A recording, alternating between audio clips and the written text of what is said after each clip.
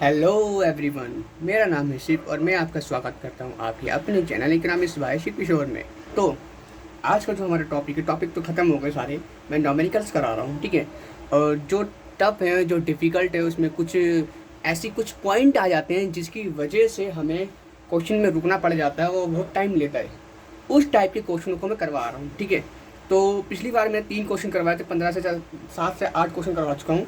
आज मैं 2 क्वेश्चन करवाऊंगा, एग्जाम्पल 20 और एग्जाम्पल 26।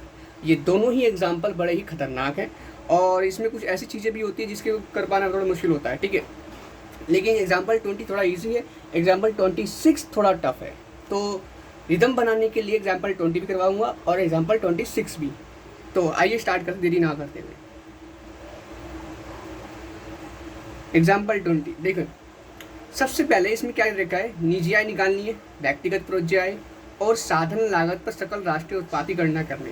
यानी सकल राष्ट्रीय उत्पाद, ये मेन चीज़ है। ये होता क्या है, वही निकलता कैसे, इसी पे थोड़ा काम करेंगे। लेकिन उससे पहले क्या है, ये चीज़ अलग चीज़ होती है, अलग से निकल जाती है। लेकिन क्या है, ये दो चीज़ निकालनी है मैं पहले, ठीक है। हमें पता है कि हमारे एग्जाम्पल में सबसे पहले क्या चाहिए, हमें निजी आय निकालने के लिए घरेलू आय, ठीक है। सबसे पहले हम निकालते हैं घरेलू आय, ठीक है। ये क्या है, हमारा स्टेप 1 है, घरेलू आय। अब घरेलू आय निकालने के लिए क्या है, सबसे पहले घरेलू आय को बोलते क्या है, घरेलू आय को बोलते हैं NDP@FC, NDP@FC बोलते हैं। और जो हमें निकालना है वो क्या निकालना है, हमें घरेलू आय निजी आय मतलब घरेलू आय निकालनी है, NDP@FC नहीं। लेकिन हमें इसमें दे रखा है NDP@FC, जरा देखते हैं इसमें। इसमें कई जगह शुद्ध विदेशी दे रखा है, घरेलू आय देखो, डायरेक्ट देखिए घरेलू आय में दे रखी है 900। हमें इसमें कुछ भी नहीं करना है, घरेलू आय में डायरेक्ट दे रखी है 900। स्टेप 1 खत्म। अब बात करते हैं स्टेप 2 की। स्टेप 2 में करना है निजी क्षेत्र की आय, ठीक है। निजी क्षेत्र की आय, इसको निकालने के लिए हमें क्या करना है, फॉर्मूला लिखते पहले इसके बारे में। फॉर्मूला है निजी क्षेत्र की आय, पहले आता है NDP@FC यानी घरेलू आय बोलते हैं इसे हम, ठीक है। इसमें से हम माइनस करते हैं संपत्ति और उद्यम वृत्ति से सरकारी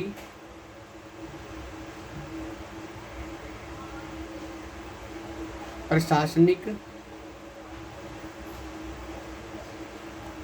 विभागों की आय, ठीक है। इसके बाद हम माइनस करेंगे गैर विभागीय उद्यमों की बचतें, ठीक है। इसको हम ब्रैकेट कर देते हैं ताकि समझने में आसानी होगी, वरना ऊपर वाला और नीचे वाला क्या हो जाएगा, मिक्स हो जाएगा। और जब मिक्स हो जाता है तो वीडियो ना समझ में आती है, क्या कर रहा है, किसे नोट करना है, किसे नोट नहीं करना है, वो कन्फ्यूज़न बनी रहती है, ठीक है। ये चीज़ है। इसे निकालने के लिए हमें NDP@FC में से इन दोनों को माइनस करना होगा। आइए करते हैं, ठीक है। हमारे पास क्या है, घरेलू आय 900 थी, माइनस कर देंगे, कितना बचेगा इसमें से, घटाने पर हमें 25 ये दे रखा है।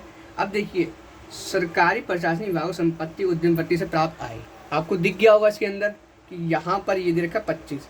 उसके गैर विभागीय बचतें कहाँ देखिए, गैर विभागीय बचतें देखिए ऊपर दे रखिए 3, तो इसमें क्या है -3। अब जरा हम इसको निकाल लें तो हमारे पास आंसर आएगा 872, ठीक है। ये हमारा हो गया क्या, निजी क्षेत्र की आय। अब करते हैं स्टेप 3। स्टेप 3 इसे बोलते हैं हम निजी आय, ठीक है। अब निजी आय निकालने के लिए हमें क्या चाहिए, फॉर्मूला लिख देते हैं इसके, निजी आय इक्वल टू पहले आता है निजी क्षेत्र को प्राप्त आय, निजी क्षेत्र को प्राप्त आय।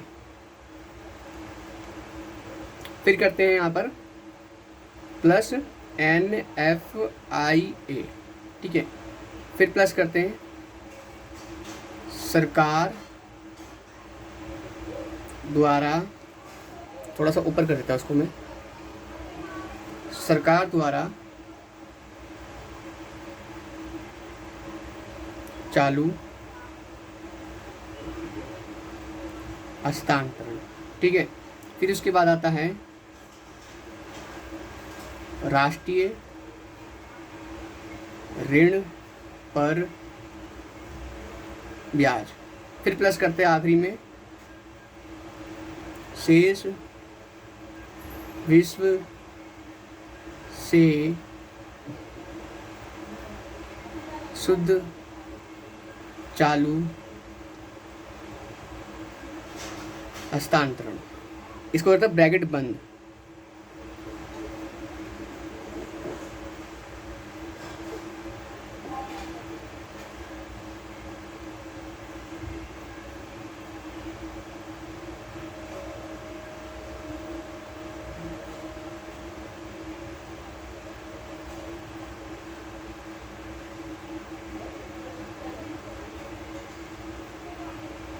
ठीक है, ये चीज़ें समझ में आ गई आपको। अब इसके बाद हम वैल्यू पुट कर लेते हैं निजी आय निकालने के लिए। पहले आता है निजी क्षेत्र की आय जो हमने ऊपर निकाली है 872। NFIA क्या है? विदेशों से प्राप्त शुद्ध साधन आय। अब यहाँ पर कहीं दे रखा है विदेशों से प्राप्त शुद्ध साधन आय, विदेशों से शुद्ध साधन आय -15, प्लस करने के बाद -15, फिर प्लस सरकार द्वारा चालू हस्तांतरण, सरकार द्वारा चालू हस्तांतरण, ये देखो ये दे रखा है 24 दे रखा है इसके अंदर, ये हमने कर दिया यहाँ पर 24 प्लस सारा राष्ट्रीय ऋण पर ब्याज दे रखा है, राष्ट्रीय ऋण पर ब्याज, उपभोग ऋण पर सरकार द्वारा ब्याज, इसे बोलते हैं हम राष्ट्रीय ऋण पर ब्याज, ये दे रखा हमें 10 दे रखा है, ठीक है। शेष विश्व से चालू हस्तांतरण, शेष विश्व को चालू हस्तांतरण, देखो को दे रखा है, ये बात ध्यान रखना, अगर यहाँ पर आ जाए तो से माइनस को ही लेंगे, यानी जो संख्या जब को आती है तो माइनस में आ जाती है, लेकिन वो प्लस में भी आ सकती है अगर यहाँ पे साइन चेंज हुआ तो। 872 में से, ठीक है, माइनस करने पे कितना आएगा हमें, ये देखिए 872 -15 +24 +10 और ये प्लस हो जाएगा, कितना हो जाएगा हमारे पास, कितना है हमारे पास, ये शेष विश्व चालू हस्तांतरण 9 है, तो 9 हो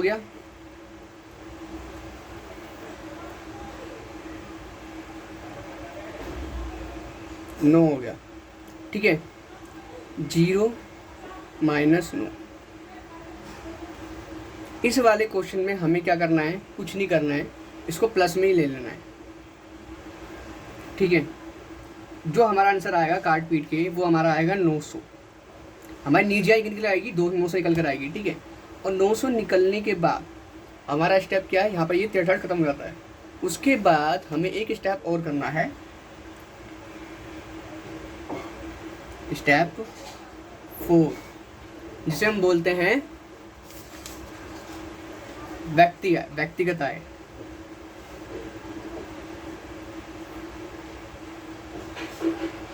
व्यक्तिगत आय निकालनी है हमें, तो व्यक्तिगत आय निकालने का क्या फॉर्मूला क्या है,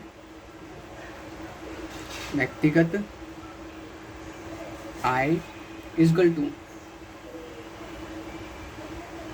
निजी आय माइनस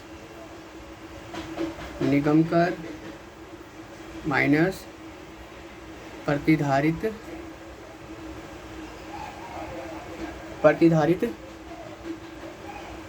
आय।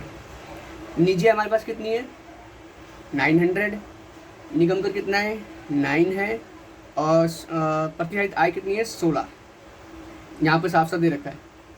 निजी क्षेत्र की बचतें क्या है, निजी निगम क्षेत्र की बचतें ये प्रतिधारित आय का दूसरा नाम है, और ये मैं पिछली वीडियो में करवा चुका हूँ। क्या ये?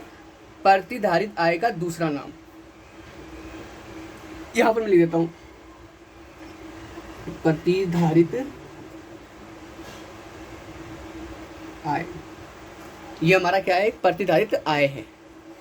आपको दिख रहा होगा ऊपर साइड में, ये हमारा क्या प्रतिधारित आय है, चौथे नंबर वाला। ठीक है, तो यहाँ पर हमने कर दिया इसको ऐसे, और इसको करने के बाद काट पीट के जो हमारा आंसर आएगा वो आएगा 875, यानी कि हमारी व्यक्तिगत आय क्या निकल के आएगी? व्यक्तिगत आय 875 निकल कर आ गई। अब व्यक्तिगत प्रोज्याय निकालते हैं नेक्स्ट पेज पे। देखिए स्टेप 5, यहाँ करते हम व्यक्तिगत प्रोज्य आय। व्यक्तिगत प्रोज्याय का फॉर्मूला लिख लेते हैं। व्यक्तिगत प्रोज्य आय इज इक्वल टू व्यक्तिगत आय माइनस व्यक्तिगत कर, फिर माइनस सरकार की विविध प्राप्तियां।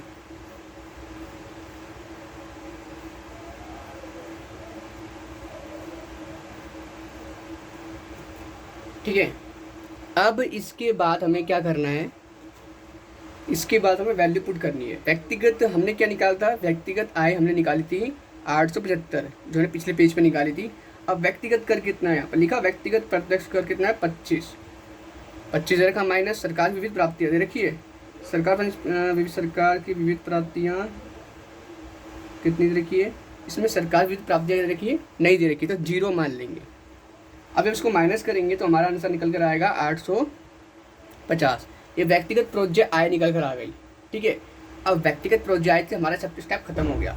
इसके बाद हमें हमारे क्वेश्चन में क्या दे रखा था, जरा ध्यान दीजिएगा। 1, 2 और 3, 2 तो निकल गया अलग तरीके से। हमें 5 स्टेप पे निकाला 2 चीज़ों को। अब हमें साधन लागत पर सकल राष्ट्रीय उत्पाद निकालना है। स्टेप 6, ये बहुत इजी है। साधन लागत पर सकल राष्ट्रीय उत्पाद। ठीक है, ये हमें निकालना है।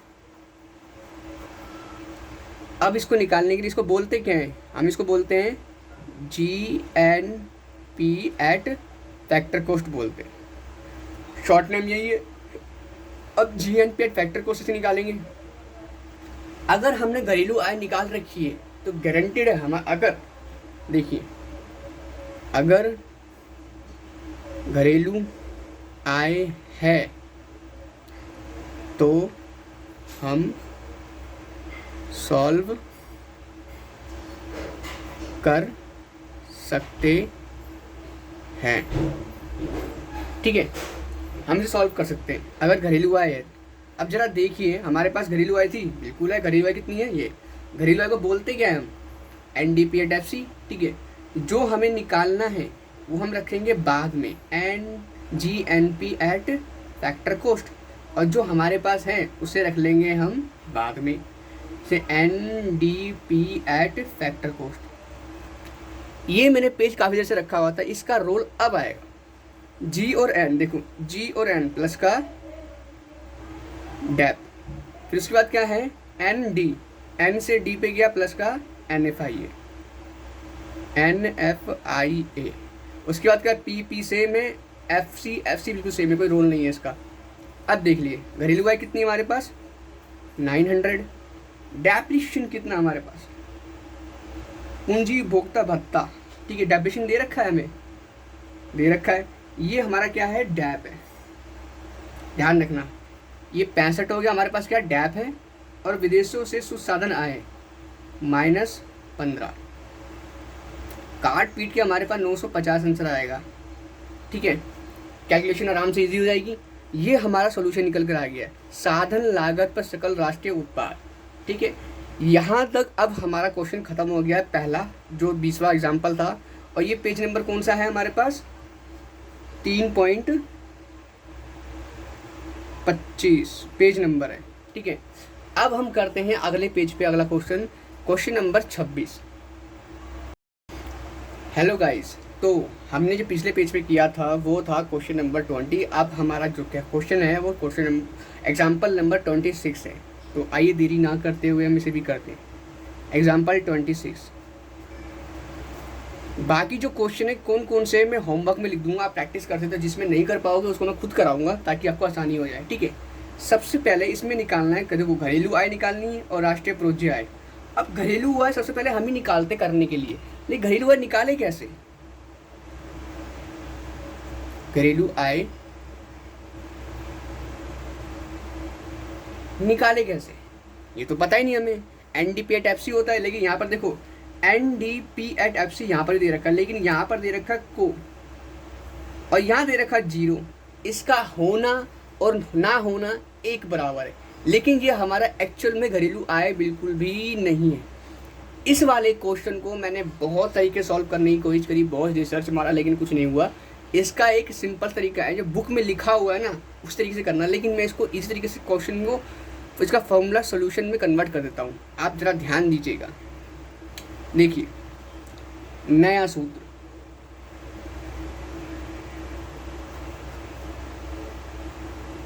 सबसे पहले निजी उपभोग व्यय,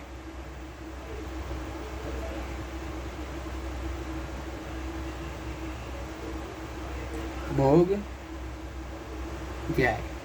ठीक है,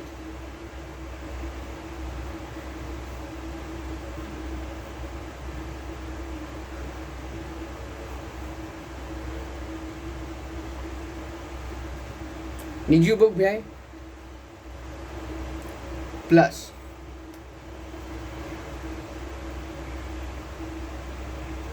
व्यक्तिगत बचतें, इसको भी ब्रैकेट कर लेते हैं। ठीक है, फिर उसके बाद आता है हमारा प्लस में व्यक्तिगत कर, इसको भी हम ब्रैकेट कर लेते हैं। ठीक है, फिर प्लस में आता है हमारे पास कंपनियों के लाभ पर कर, इसको भी ब्रैकेट कर लेते हैं। ये सारे ऐड हो रहे हैं। ठीक है, इनको ऐड करने के बाद हम इसमें कुछ माइनस भी करेंगे। ठीक है, उसके बाद हम कर लेते हैं प्लस में निजी निगम क्षेत्र द्वारा शेयर धारकों में ना वितरित की जाने वाली आय, या हम इसको नाम दे देते हैं प्रतिधारित आय, ये इसका दूसरा नाम है। ठीक है, इसको हम ब्रैकेट कर लेते हैं।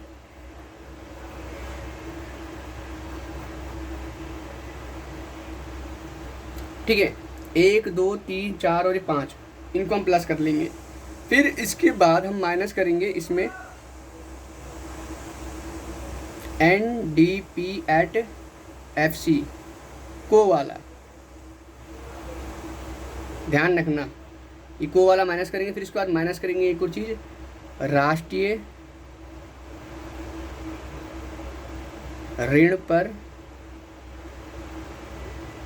ब्याज। ठीक है, राष्ट्रीय ऋण पर ब्याज। फिर एक चीज़ और माइनस कर लेंगे इसमें, शेष विश्व से चालू हस्तांतरण। ठीक है, फिर उसके बाद हम माइनस कर लेंगे सामान्य सरकार से चालू हस्तांतरण। फिर उसके बाद हम माइनस कर लेंगे NFIA। अब इसको ब्रैकेट कर लेते हैं।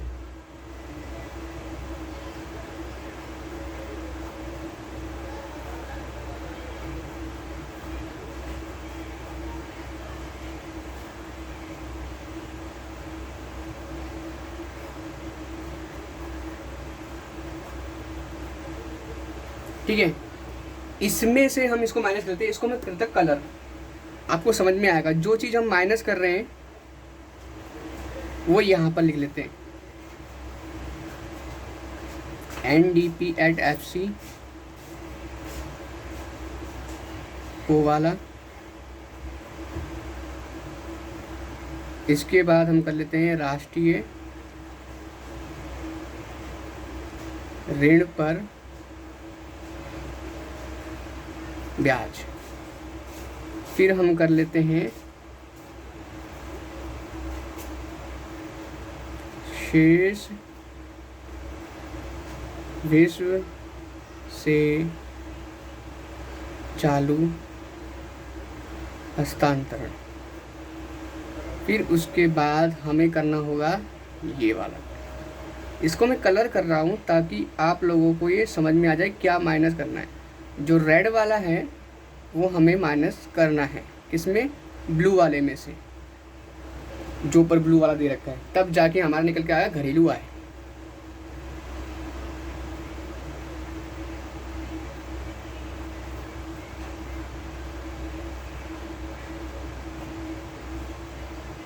NFIA। ठीक है, अब हम इसमें वैल्यू पुट कर देते हैं।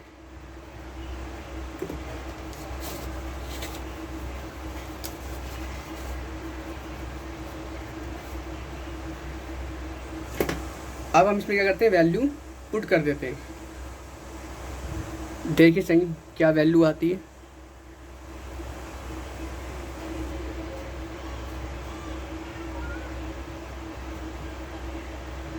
सबसे पहले आती है 98, यानी निजी उपभोग व्यय को बोलते हैं 98। निजी उपभोग व्यय क्या है, ये रहा 98।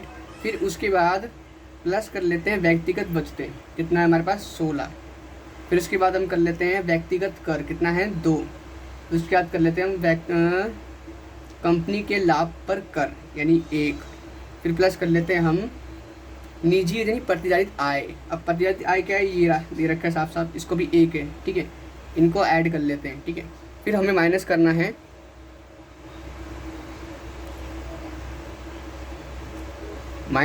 हमें NDP@FC को वाला, यानी 0। ठीक है, फिर उसके बाद हमें ऐड करना है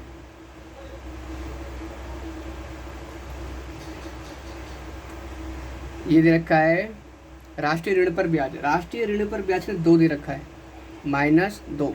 ठीक है, फिर उसके बाद माइनस करेंगे हम, क्या माइनस करना है हमें, इसमें लिखा ही हुआ है राष्ट्रीय ऋण पर शेष विश्व से चालू हस्तांतरण। इसमें दे रखा है शेष विश्व से भुगतान की गई आय, शेष विश्व से चालू हस्तांतरण दे रखा है 2। ठीक है, फिर उसके बाद हमें माइनस करना है सामान्य सरकार से चालू हस्तांतरण। सामान्य सरकार चालू हस्तांतरण 3 दे रखा है।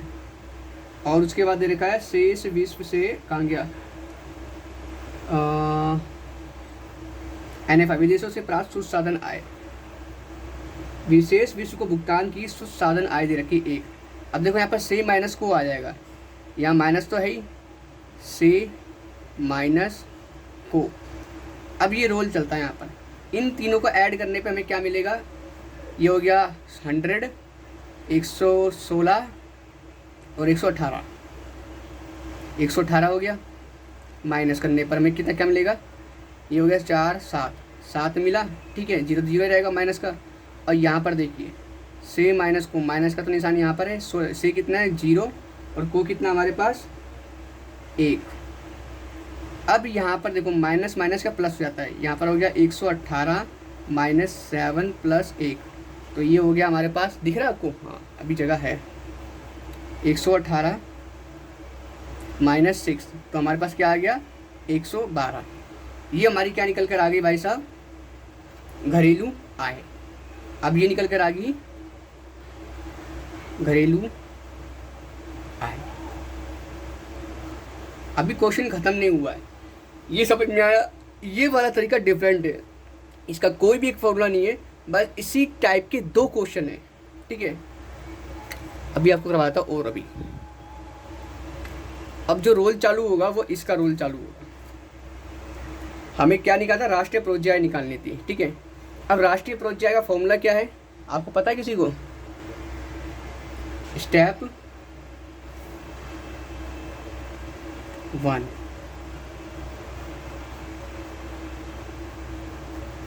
हमें क्या निकालनी है, राष्ट्रीय आय। ये हमने निकाल दिया NDP@FC, रियल वाला, ठीक है। ये हमने इसको निकाल दिया, ये हमारा क्या है, आंसर है। अब क्या, राष्ट्रीय आय निकालनी है। अब राष्ट्रीय क्या बोलते हैं, NNP@ फैक्टर कॉस्ट बोलते हैं, ठीक है। जो हमें निकालना है वो क्या करेंगे, NNP@ फैक्टर कॉस्ट यहाँ लिख लेंगे, और जो हमने निकाल लिया है उसको लिखेंगे NDP@ फैक्टर कॉस्ट। अब देखिए रोल क्या है, N और N सेम है, इसका रोल खत्म हो गया।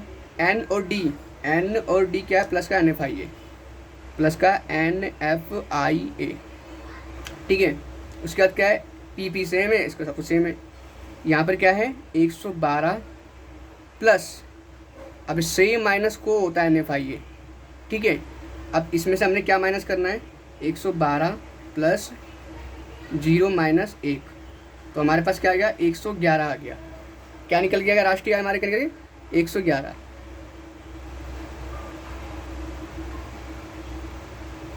राष्ट्रीय आय हमारे पास 111 निकल गया। अब चलते हैं नेक्स्ट पेज पर, राष्ट्रीय। अब क्या, स्टेप 2, स्टेप 1 खत्म हो गया, स्टेप 2 चालू करते हैं। स्टेप 2 के अंदर हम राष्ट्रीय प्रोज्य आय निकालेंगे, ठीक है। या इसका दूसरा नाम भी है शुद्ध राष्ट्रीय प्रोज्य आय, ठीक है। ये 2 नाम है, हमें इसे निकालना है, ठीक है। इसके लिए हमें फॉर्मूला पुट करना पड़ेगा, राष्ट्रीय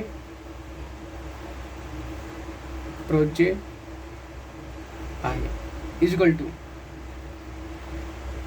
राष्ट्रीय आय दे रखी है, प्लस फॉर्मूले में नेट आता है, नेट इनडायरेक्ट टैक्स, इसे बोलते हैं शुद्ध अप्रत्यक्ष कर, ठीक है, प्लस शेष विश्व से शुद्ध चालू हस्तांतरण। इनको हम करते हैं ब्रैकेट,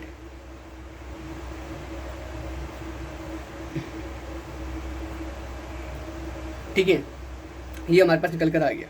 अब वैल्यू पुट कर देते हैं। राष्ट्रीय आय हमने पिछले निकाली थी, राष्ट्रीय आय कितनी निकली थी हमारे पास, 111, ठीक है, प्लस अब ये नेट इनडायरेक्ट टैक्स।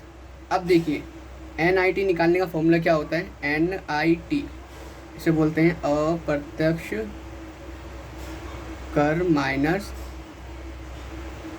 आर्थिक सहायता। अप्रत्यक्ष कर कितना है इसमें, क्वेश्चन में दिख रहा है आपको, अप्रत्यक्ष कर ये रहा 17 दे रखा है, माइनस आर्थिक सहायता दे रखी है 3 दे रखी है, तो कितना आ जाएगा हमारे पास, ये आ जाएगा हमारे पास 14 आ जाएगा, ये 14 पुट कर लिया, प्लस शेष विश्व से शुद्ध चालू हस्तांतरण, शेष विश्व को शुद्ध चालू हस्तांतरण, शेष विश्व से ये रहा हमारे पास 2 है, ठीक है। कितना हो गया हमारे पास, ये हो गया टोटल हमारे पास 16, 111 प्लस 16, ये हो गया 127। ये हमारा निकल कर आ गया आंसर, करेक्ट, इसे ही बोलते हैं आंसर। अब आपको ये समझ में आ गया क्वेश्चन, ये मैंने क्वेश्चन जानबूझ के करवाया कि स्टार्टिंग में जो हमने निकालना घरेलू आय वो निकालना जरूरी था। ये हमारे पास क्वेश्चन के अंदर घरेलू आय दे रखा है, लेकिन एक्चुअली घरेलू आय नहीं है, 0 पुट कर रखी है। अब इसको निकालने के लिए हमारे पास नया तरीका अपनाना पड़ता है, वो है रट्टाफिकेशन कह सकते हो। लेकिन ये सिर्फ 2 ही क्वेश्चन ऐसे हैं पूरी बुक के अंदर जो जैसे ही हैं। इसके साथ आपको होमवर्क जो करना है प्रैक्टिस के लिए, इसी के जैसा सेम क्वेश्चन है, वो है 27। एग्जाम्पल।